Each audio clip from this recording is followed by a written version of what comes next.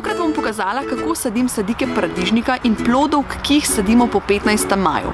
Sadike paradižnika, paprike, kumar, buč, feronov, čilijev sadimo ven na prosto po 15. maju, ker je prej nevarnost, da bo vreme na malo zagodlo, se pravi, da bojo nizke temperature.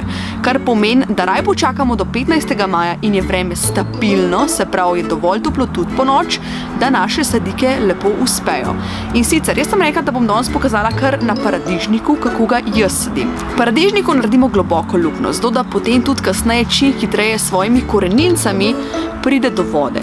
In sicer jaz ga kar poležem takole, kot da bi ga dala v posteljico in ga zasujem zemljo. Še prej pa v bistvu ga zalijem z mešanico 10 litrov vode in pa organskim ekološkim gnojilom Kelp Tonic.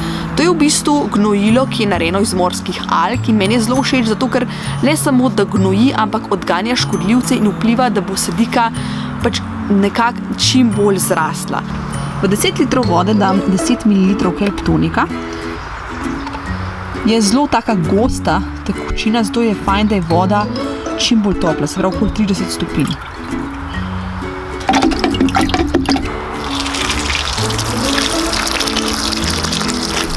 Potem pa zasula to sadiko. Ko posadim paradižnike, odstranam tiste liste, ki so najbližji zemlji, zato ker potem, ko bomo mi zalivali sadike paradižnika, bojo te listi najbolj na udaru, ko pridejo v stik z vodo, kar pa ni v redu, ker potem se lahko razvije plesen na celotnem paradižniku. Paradižnike je fajn saditi čim bolj narazen, da imajo dovolj prostora za svoje liste, in sicer jih jaz sadim nekako na pol metra do metra, nekje vmes. Za paradižnik moramo skrbeti celotno sezono, kar pomeni, da odstranjujemo zalistnike. Ko rastejo plodovi vedno višje, tudi odstranjujemo liste spodaj. Se pravi, kjer so plodovi, pustimo liste, nižji jih odtrgamo. Skrbimo, da ima dovolj kalcija, ker večinoma je problem, da imajo paradižniki premalo kalcija, zato tudi radejo taki čudni listi.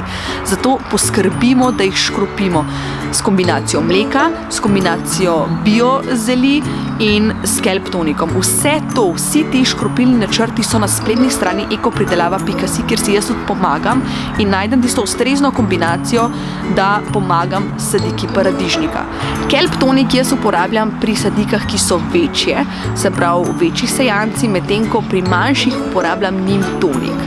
Več o tem si pa seveda lahko pogledaš na ekopridelava.si in povezavo bom tudi dala spodaj.